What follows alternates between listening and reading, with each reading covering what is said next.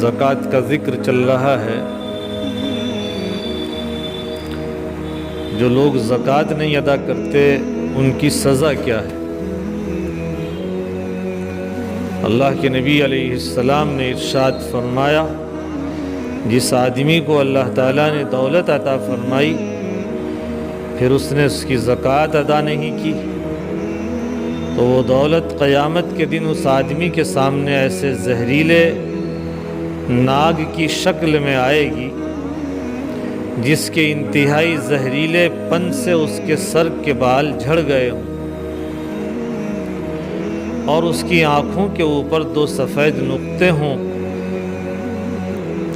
جس سانپ میں یہ 2 باتیں پائی جائیں وہ انتہائی زہریلا سمجھا جاتا ہے۔ پھر وہ سانپ اس زکوٰۃ ادا نہ کرنے والے بخیل کے گلے کا طوق بنایا جائے گا، یعنی اس کے گلے میں لپٹ جائے گا۔ پھر اس کی دونوں باچھیں پکڑے گا اور کاٹے گا اور کہے گا، میں تیری دولت ہوں، میں تیرا خزانہ ہوں۔ یہ فرمانے کے بعد اللہ کے نبی علیہ السلام نے قرآن مجید کی یہ آیت تلاوت فرمائی، وَلَا يَحْسَبَنَّ الَّذِينَ يَبْخَلُونَ بِمَا آتَاهُمُ اللَّهُ مِنْ فَضْلِهِ هُوَ خَيْرٌ لَهُمْ بَلْ هُوَ شَرٌّ لَهُمْ سَيُطَوَّقُونَ مَا بَخِلُوا بِهِ يَوْمَ الْقِيَامَةِ۔ اور نہ گمان کریں وہ لوگ جو بخل کرتے ہیں اس مال و دولت میں جو اللہ نے اپنے فضل و کرم سے ان کو دیا ہے، اور اس کی زکوٰۃ نہیں نکالتے کہ وہ مال و دولت ان کے حق میں بہتر ہے، بلکہ انجام کے لحاظ سے وہ ان کے لیے بدتر ہے اور شر ہے۔ قیامت کے دن ان کے گلوں میں طوق بنا کے ڈالا جائے گا وہ مال جس میں انہوں نے بخل کیا اور جس کی زکوٰۃ ادا نہیں کی۔ قرآن و حدیث میں اتنی سخت وعیدیں ہیں ان لوگوں کے لیے جو اپنے مالوں کی زکوٰۃ نہیں نکالتے ہیں۔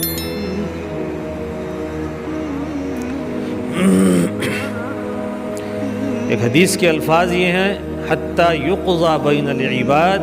فیری سبیلہ اما الی الجنہ و اما الی النار، کہ اس عذاب کا سلسلہ اس وقت تک جاری رہے گا جب تک کہ حساب کتاب کے بعد بندوں کے بارے میں فیصلہ کیا جائے گا۔ اس فیصلے کے بعد یہ آدمی یا تو جنت کی طرف چلا جائے گا یا دوزخ کی طرف، جیسا بھی اس کے حق میں فیصلہ ہوگا۔ یعنی جتنا عذاب و حساب وہ آخری فیصلے سے پہلے اٹھا چکے گا، اگر اس کی بدعمالی کی سزا کے لیے اللہ کے نزدیک وہی کافی ہوگا تو اس کے بعد اس کو چھٹی اور نجات مل جائے گی اور وہ جنت میں بھیج دیا جائے گا۔ اور اگر محشر کے اس عذاب سے اس کا حساب بے باک نہ ہوا تو مزید سزا اور عذاب پانے کے لیے دوزخ میں بھی بھیجا جائے گا۔ عن عائشة رضی اللہ تعالی عنہا قالت سمعت رسول اللہ صلی اللہ علیہ وسلم یقول ما خالطت الصدقة مالا قط الا اہلکته۔ حضرت عائشہ صدیقہ رضی اللہ تعالی عنہا سے روایت ہے کہ میں نے رسول اللہ صلی اللہ علیہ وسلم سے سنا، آپ صلی اللہ علیہ وسلم فرماتے تھے کہ زکوٰۃ کا مال جب دوسرے مال میں مل جائے تو ضرور اس کو تباہ کر دے گا۔ کتنی اہم اور سخت بات ہے کہ کسی آدمی پر زکوٰۃ واجب ہے اور وہ اس کو ادا نہیں کرتا ہے تو بے برکتی سے اس کا باقی مال بھی تباہ ہو سکتا ہے اور تباہ ہو جائے گا، اس میں برکت نہیں ہوگی۔ عن ابن عباس رضی اللہ تعالی عنہما قال لما نزلت هذه الآية والذين يكنزون الذهب والفضة كبر ذلك على المسلمين فقال عمر أنا أفرج عنكم فانطلق فقال یا نبی اللہ انه كبر على اصحابك هذه الآية فقال ان الله لم يفرض الزكاة الا ليطيب ما بقي من اموالكم وانما فرض المواريث وذكر كلمة لتكون لمن بعدكم فقال فكبر عمر ثم قال الا اخبرك بخير ما يكنز المرأة الصالحة اذا نظر اليها سرته واذا امرها اطاعته واذا غاب عنها حفظته۔ حضرت عبداللہ ابن عباس رضی اللہ تعالی عنہما فرماتے ہیں کہ جب سورہ توبہ کی آیت نازل ہوئی والذین یکنزون الذھب والفضہ، وہ لوگ جو سونا چاندی وغیرہ مال و دولت بطور ذخیرے کے جمع کرتے اور جوڑتے رہتے ہیں اور اس کو اللہ کی راہ میں خرچ نہیں کرتے،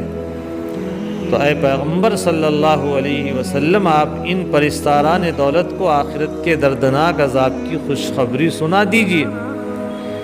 یہ عذاب انہیں اس دن ہوگا جس دن کہ ان کی جمع کردہ دولت کو آگ میں تپایا جائے گا، پھر اس سے ان کے ماتھے، ان کے پہلو اور ان کی پیٹھیں داغی جائیں گی،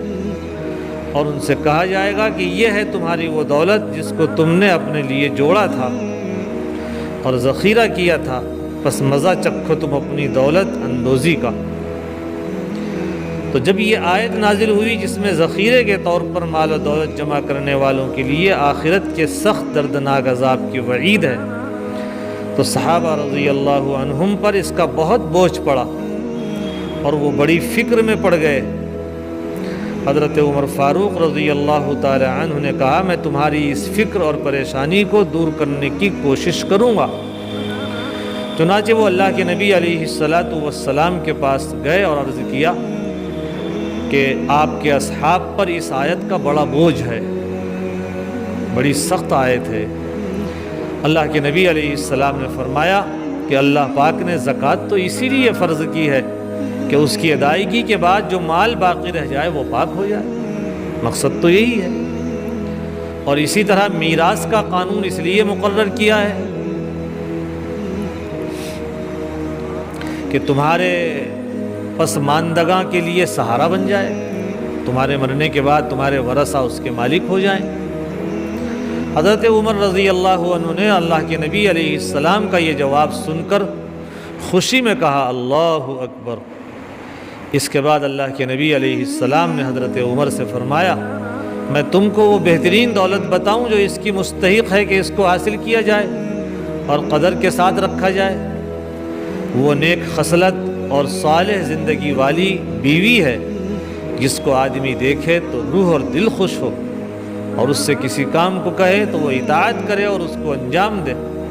اور جب شوہر کہیں باہر جائے تو اس کی غیر موجودگی میں اس کے گھر بار اور ہر امانت کی حفاظت کرے۔ اس میں ایک بات تو یہ بتائی گئی کہ دولت اللہ تعالیٰ کی نعمت ہے، اور اصل چیز یہ ہے کہ اس دنیا میں انسان کو سکون ملے، راحت ملے،